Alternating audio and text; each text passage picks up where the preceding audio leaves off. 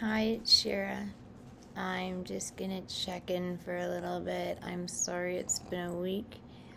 All technology had to come to a screeching halt because I got hacked pretty severely. So, just to bring everyone up to speed, we got through about how I love my family, how I want them back, how I feel misunderstood, lied about, used, manipulated, hurt, broken, attacked by my family, my immediate family. And that my dad was sort of my protector and my mom was sort of my strength and the logistical side, but he was the love and the warmth, right? So in my head, it was always very easy to rationalize this behavior. And what I'm noticing as an adult with lots of therapy is when my mother gets scared, she gets mad and she lashes out, as do I. But when I get scared, it's because my life or my world my life is in physical danger, which it has been many times. I am critically ill, or I have been violated in some serious way and there's a trauma. Or it's a core hurt that's just we're dealing with.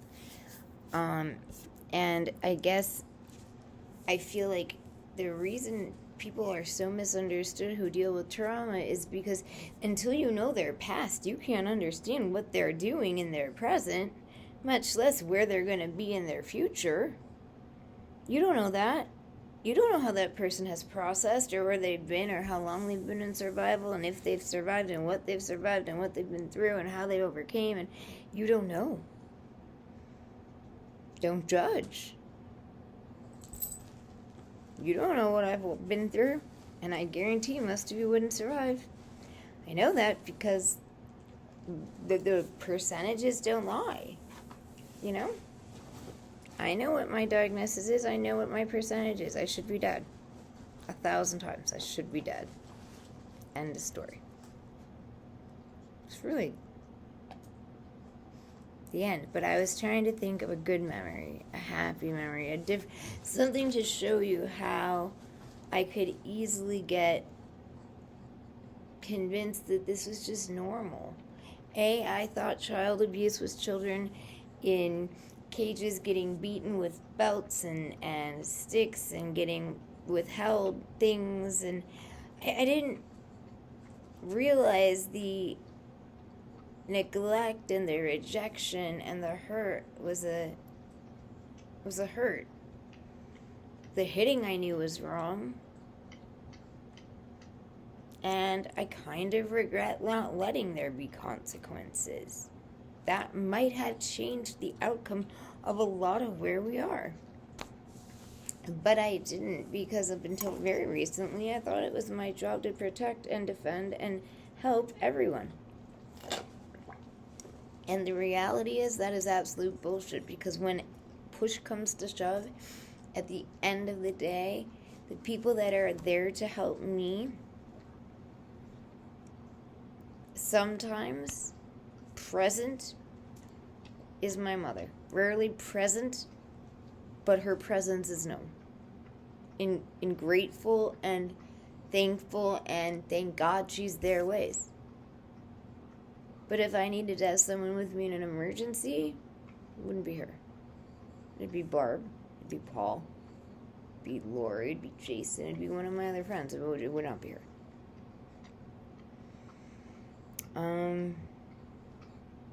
Example. Good example. I was 13, I think 12 or 13. I was getting my tonsils and my adenoids out. I was scared. I was having one of those real blood draws, right, before surgery, and I was not happy about that. I don't like needles, hate needles. And I was screaming and screaming and screaming, and my mom was just so embarrassed and she couldn't deal it. She walked out. And my dad walked in. He was also a little embarrassed, and he was like, "Listen, what do you want? I'll give you anything you want to shut up right now." And I looked at him and I'm like, "Fine, $20. So he whipped out a 20. He threw it on the table. He goes, "Now shut up. Let him take the blood." Okay, shut up. Let him take the blood. I was told to eat a lot of ice cream. So he went out and he would buy Haagen-Dazs, like double chocolate fudge, killer chocolate fudge, double chocolate fudge swirl with caramel. And then I'd ask my mom to go get me something. And it wasn't Haagen-Dazs. I mean, it was ice cream. It was a popsicle. I guess it just wasn't the same. You know? Was it a good thing? Yeah. Yeah. Was it a happy thing? I think of him.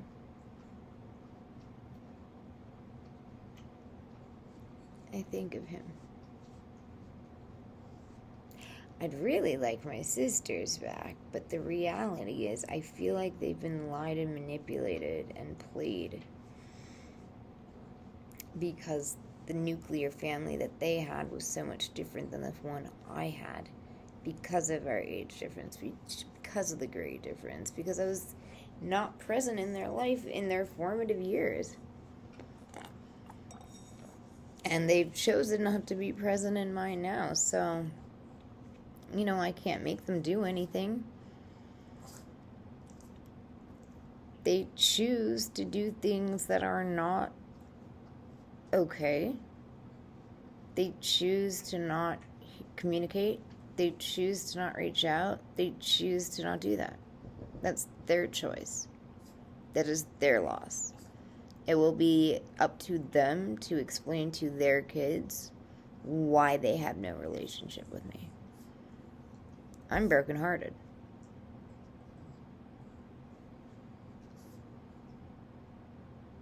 It was devastating to have your nieces and your nephew put in front of you like you're dangling a carrot in front of a horse.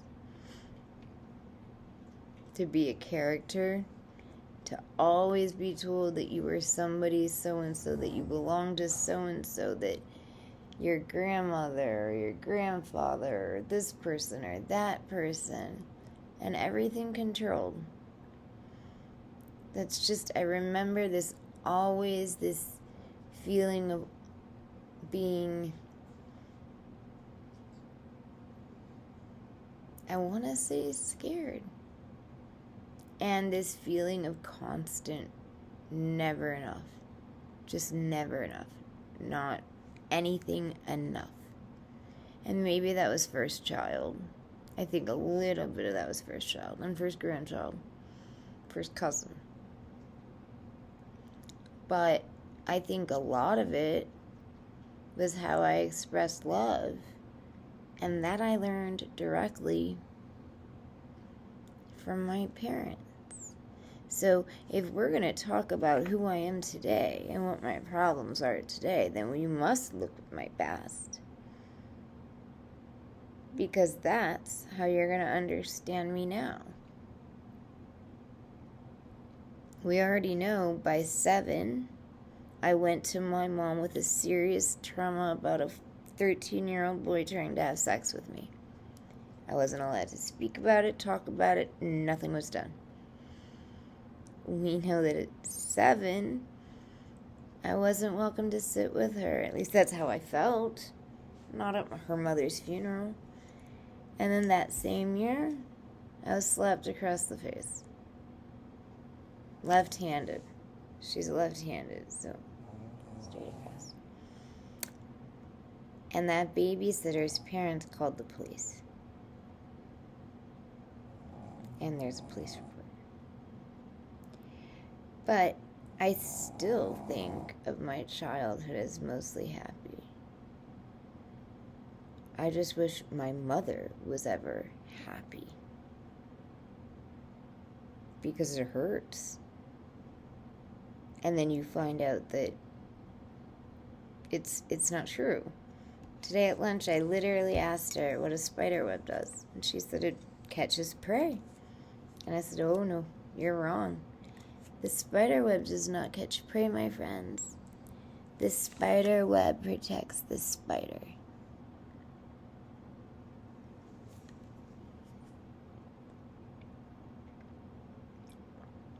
If the spider leaves, the web falls apart. Just food for thought.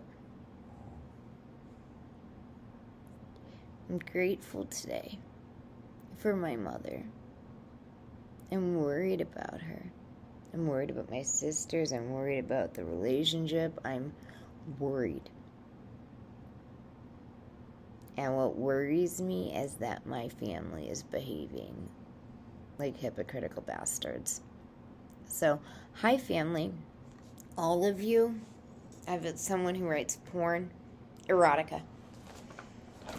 And I have someone, I think there's a couple someones who might not be perfect. I mean, I guess in my family, you must hit perfection or be worth a lot of money, because that is what your worth is measured in, mostly. And don't make a mistake. Don't send a text if your life is in danger. Do not make a mistake. You'll hear about it forever. I swear, I promise. So I'm not perfect.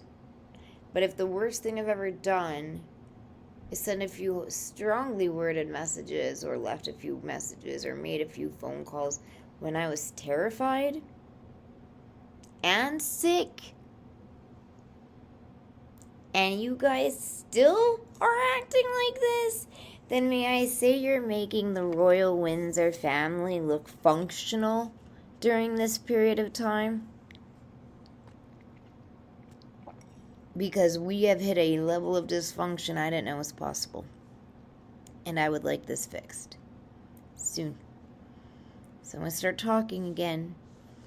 And tomorrow we'll start talking about the Hebrew school and camp and what a joy those were. Trauma. We have the ingredients to fixing mental health here in the United States. We have it right. It's the recipe that's wrong, guys. And you're looking at the cook. Maybe someone should talk to me.